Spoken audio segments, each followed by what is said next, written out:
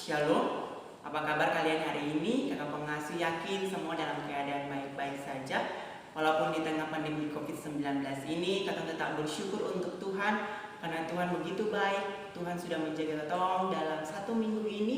Katong berproses bersama Tuhan walaupun katong tetap di rumah untuk memutuskan mata rantai COVID-19. Adik-adik, di saat ini katong akan mendengarkan firman Tuhan. Tetapi sebelum itu mari katong berdoa.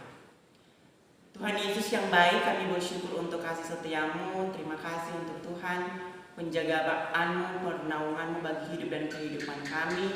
Kami boleh ada lagi di rumah kami masing-masing. Kami boleh duduk manis, kami dari jenjang anak tanggung 1. Kami boleh bersyukur Tuhan untuk kasih dan setiamu Tuhan. Di tengah pandemi COVID-19 ini Tuhan, kami selalu ada dan senantiasa mengucap syukur untuk kasih setiamu. Kami boleh duduk manis, kami boleh ada bersama-sama dengan Tuhan. Di saat ini kami akan membaca dan mendengarkan sedikit dari berita kebenaran firman-Mu Tuhan. Untuk itu mari urapi kami dengan kuasa Roh-Mu yang kudus, agar firman Tuhan yang kami baca tertanam dalam hidup dan kehidupan kami, dan yang materi yang boleh kakak pengasuh bagikan kepada adik-adik menjadi hidup dan pegangan bagi adik-adik. Dalam nama Tuhan Yesus kami berdoa. Amin. Adik-adik, di saat ini kita akan membaca firman Tuhan yang terambil dari kitab Kejadian pasal 3 ayat yang pertama hingga berakhirnya pada ayatnya yang ke-19. Sekali lagi kakak pengasuh ulang, kita akan membaca dari kitab Kejadian pasal 3 ayat yang pertama hingga berakhirnya pada ayatnya yang ke-19. Begini bunyi firman Tuhan. Manusia jatuh ke dalam dosa. Adapun ular ialah yang paling cerdik dari segala binatang di darat yang dijadikan oleh Tuhan Allah. Ular itu berkata kepada perempuan itu, "Tentulah Allah berfirman, semua pohon dalam taman ini jangan kamu makan buahnya, bukan?" Lalu sahut perempuan itu kepada ular itu, "Buah pohon-pohon dalam taman ini boleh kami makan. Tetapi tentang buah pohon yang ada di tengah-tengah taman Allah berfirman, jangan kamu makan ataupun raba buah itu, nanti kamu mati." Tetapi ular itu berkata kepada perempuan itu, "Sekali-kali kamu tidak akan mati. Tetapi Allah mengetahui bahwa pada waktu kamu memakannya, matamu akan terbuka dan kamu akan menjadi seperti Allah, tahu tentang yang baik dan yang jahat." Perempuan itu melihat bahwa buah pohon itu baik untuk dimakan dan sedap kelihatannya. Lagi pula pohon itu menarik hati karena memberi pengertian.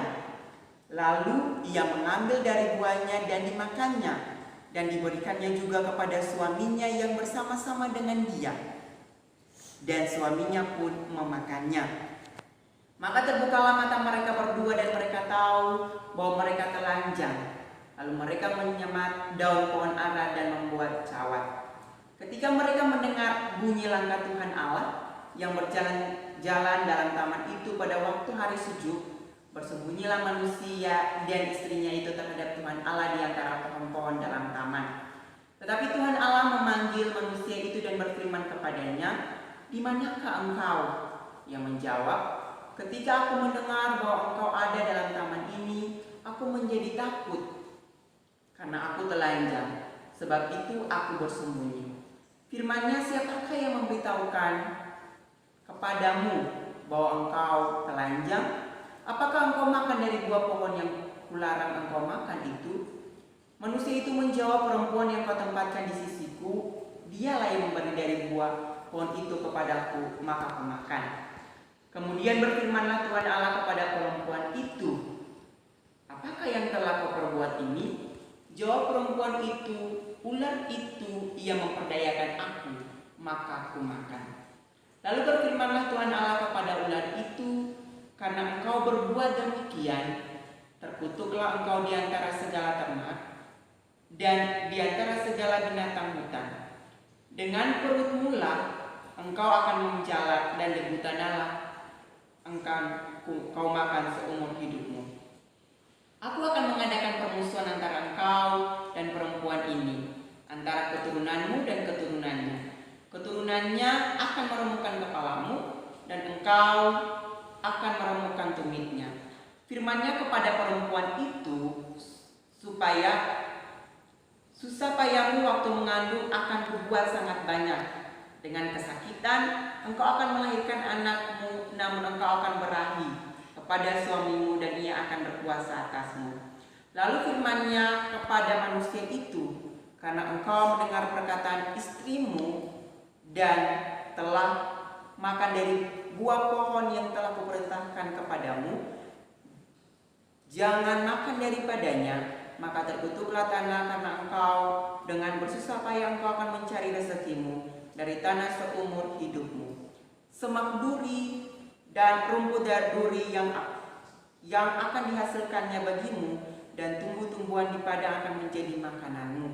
Dengan berpeluh engkau akan mencari makananmu sampai engkau akan mencari makananmu sampai kembali lagi menjadi tanah, karena dari situlah engkau diambil, sebab engkau debu dan engkau akan kembali menjadi debu. Demikianlah firman Tuhan Yesus. Pada Tuhan Yesus berbahagialah setiap kita yang mau mendengar dan melakukannya hari lepas hari. Adik-adik yang diberkati Tuhan Yesus, di saat ini kakak pengasuh akan menceritakan materi yang kakak pengasuh bawa tentang kejatuhan manusia ke dalam dosa. Pasti adik-adik pernah melakukan dosa. Pasti adik-adik juga pernah melakukan dosa baik secara tidak lihat maupun kelihatan. Kakak pengasuh ingin bertanya kepada adik-adik, apa itu dosa? Pasti adik-adik di rumah semua tahu tentang pengertian dosa. Dosa adalah perbuatan manusia yang melanggar perintah Allah.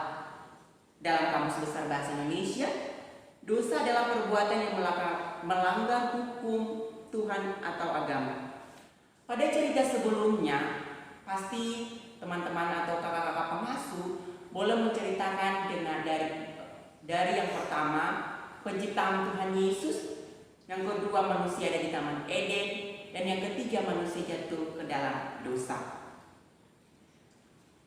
Ya, adik-adik yang diberkati Tuhan Yesus, di saat ini mengapa manusia jatuh ke dalam dosa?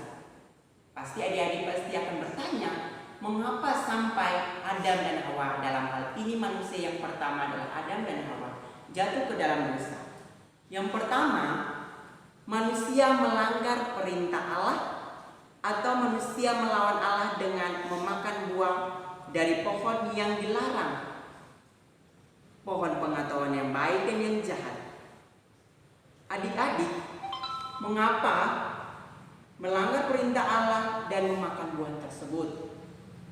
Jadi pada saat itu Tuhan telah melarang manusia itu agar supaya tidak boleh memakan buah pengetahuan yang baik dan yang jahat.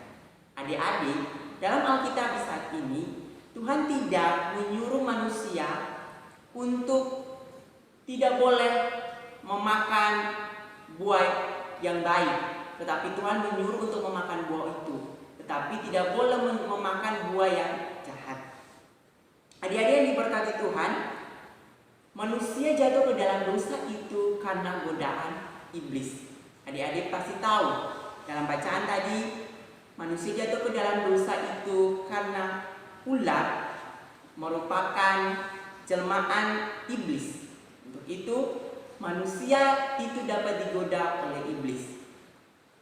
Adik-adik yang diberkati Tuhan Yesus, manusia juga melawan Allah. Dalam hal ini Adam dan Hawa telah melawan perintah Tuhan karena mereka telah memakan buah pengetahuan yang baik dan yang jahat yang Tuhan sudah larang yang ada di Taman Eden.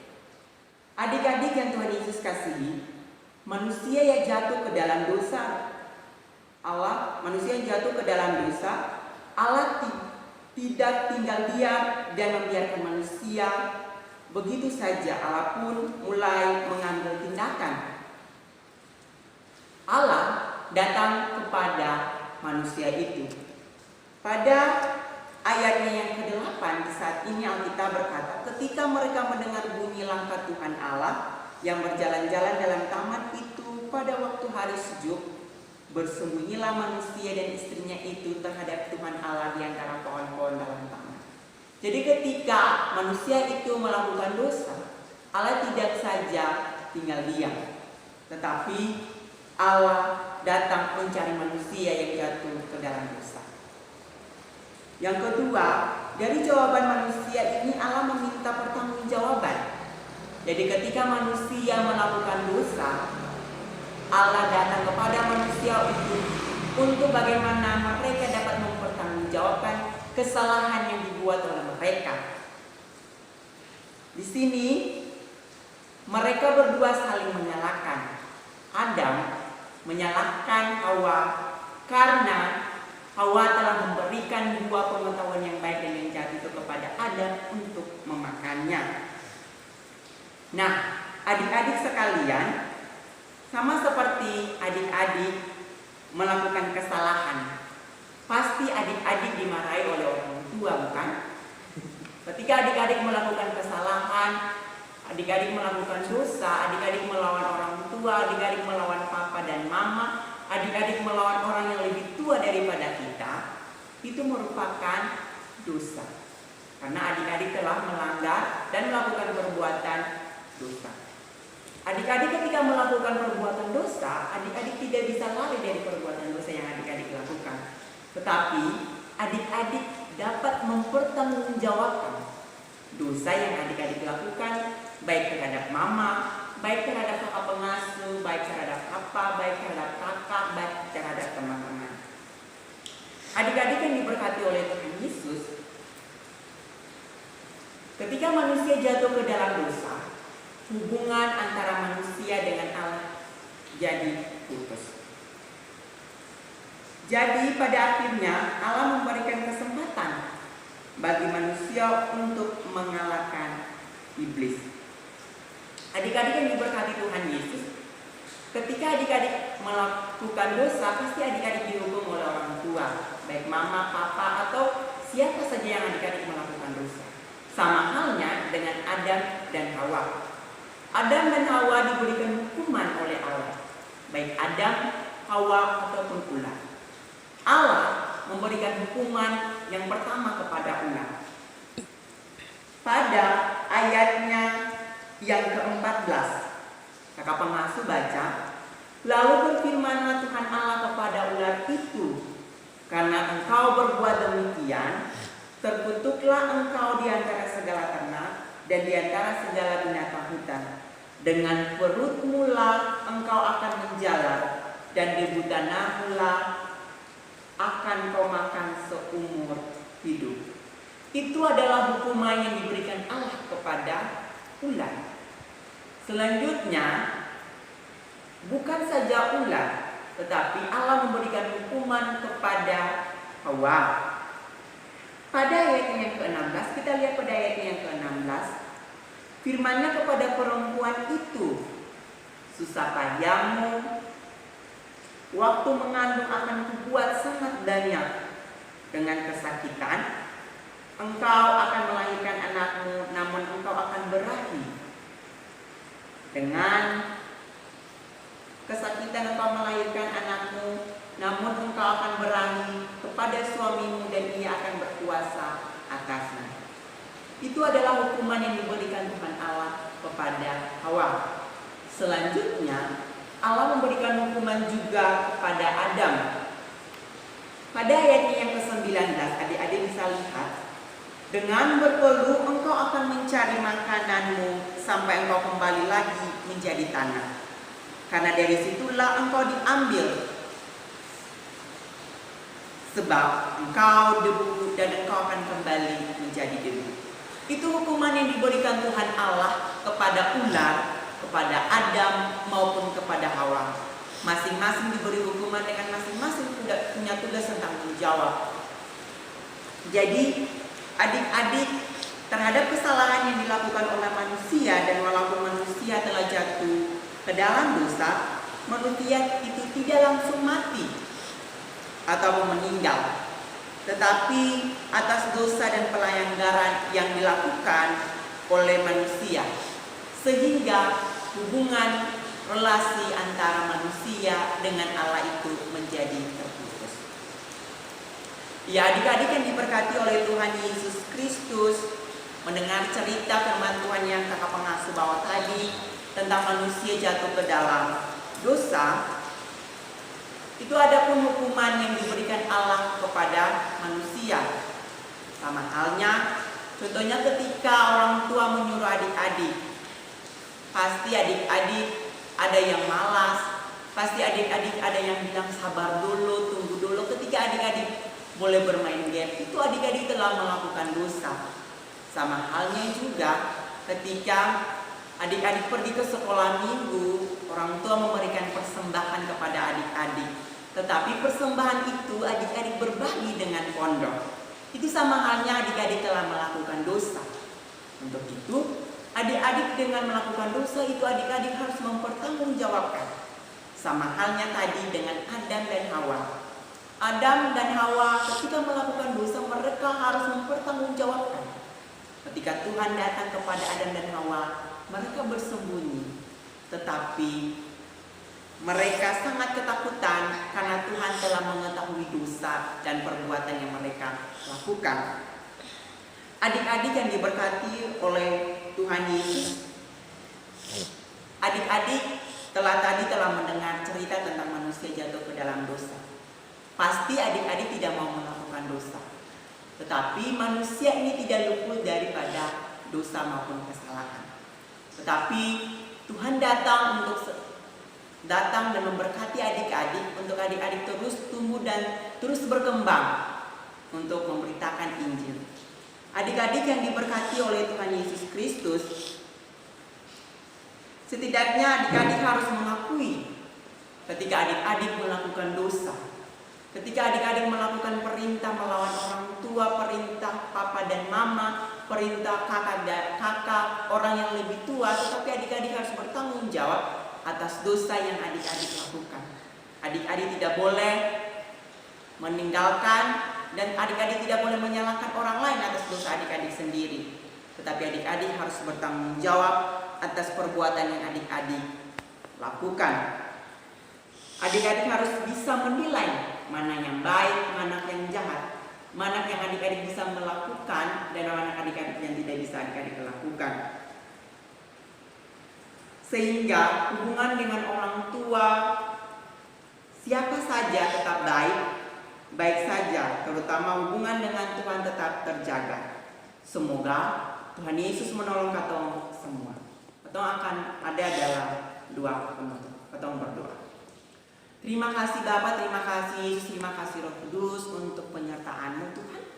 Terima kasih untuk firman Tuhan yang boleh kami baca dan materi yang boleh kakak pengasuh bagikan kepada adik-adik yang ada di rumah. Tuhan Yesus berkati mereka dalam proses masa-masa pertumbuhan mereka. Engkau berkati. Berkati kami juga dengan para pengasuh kami masing-masing ketika kami memberikan materi-materi kami masing-masing Tuhan.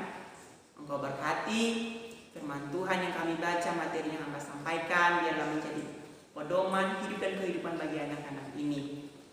Tuhan Yesus, kami berdoa juga bagi pergumulan di tengah-tengah pandemi COVID-19 di saat ini Tuhan. Kiranya Engkau memberkati setiap orang medis, setiap orang-orang yang ada di garda terdepan Tuhan. Engkau berkati apapun yang menjadi pekerjaan mereka, Engkau berkati. Berkati anak-anak mereka Tuhan, berkati orang-orang tua mereka Tuhan, Engkau berkati. Berkati dan penuhilah lumbung-lumbung hidup dan kehidupan mereka Tuhan Yesus, berkati.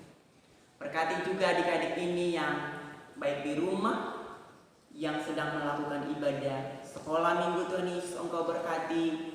Walaupun di tengah pandemi COVID-19 ini Tuhan, kami selalu tetap bersyukur untuk Tuhan. Kami selalu memuliakan dan memuji kebesaran Tuhan. Kami tak pernah putus-putusnya kami mengucap syukur dan meminta pertolongan daripada Tuhan. Terima kasih Bapa, terima kasih Yesus. Firman Tuhan dan cerita yang hamba bawakan kepada anak-anak ini Tuhan, biarlah menjadi pergumulan dan menjadi berkat bagi anak-anak ini. Terima kasih Bapa, terima kasih Yesus. Ini doa kami, ini syukur kami Tuhan. Kami meminta daripada-Mu, tetapi Engkau sudah mengetahui satu demi satu doa kami.